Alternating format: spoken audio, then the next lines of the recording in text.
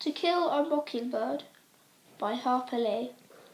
Welcome to 1930s America, a time of hardship and famine. Our story is set in a fictional town called Macomb County in the southern states of America. These states were the last to be taken over by the Yankees in the American Civil War. This is one of the reasons there is still racism in these parts at the time. Overseas, Hitler was gaining power to begin his own racist attacks. The second backdrop for the book is the Great Depression, where work is scarce and money is scarcer. This was caused partly by the stock markets crashing on Black Tuesday.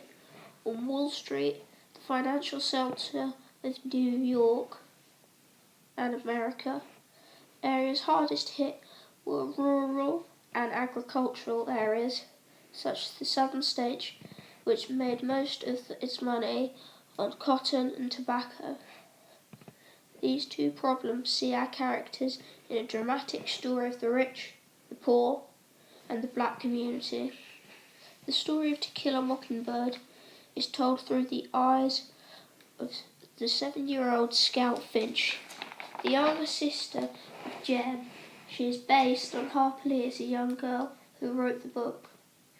She sees Jem, her brother, as a role model and is ashamed to like dainty cakes because it's girly. She loves to wear overalls rather than a posh dress. At the beginning of the book she wants to go to school, but by the end of the book she takes a dislike to her teacher, who doesn't want Scout to read the newspaper. Scout loves to read the newspaper with her father, and Harper Lee's father was the editor of the newspaper from 1929 to 1947. Jem likes to be in charge. He is 10 to 13 as a daredevil. He plays boisterous pranks with his sister and his friends, but is still loyal to his father. It was his idea to make Boo Radley come out of his house. Boo is the gossip of the town. The neighbour says he eats cats, and the children fear him. As a child he hung out with the Christian extremists, or foot washers as known to the town folks. He has become an outcast. He watches the children play from the shadowy window, hidden behind shutters. He is misjudged by the neighbours and the town, except the sheriff and the doctor. Despite the nickname Boo, his actual name is Arthur Radley.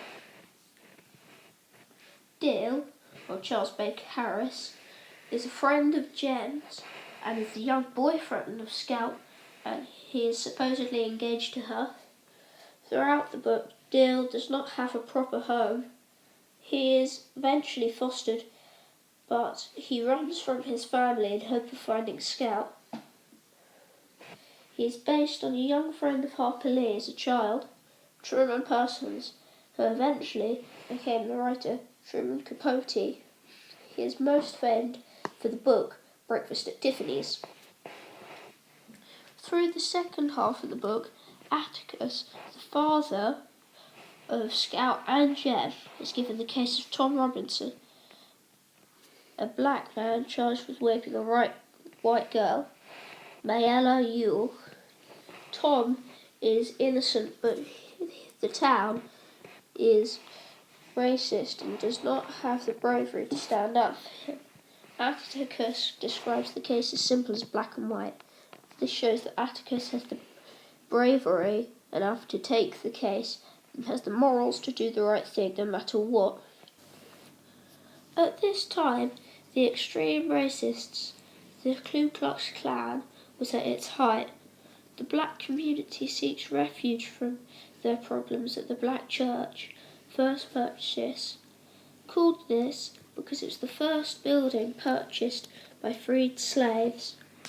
Atticus is a single parent. His wife died when Jem was 7. His children are his most prized possession.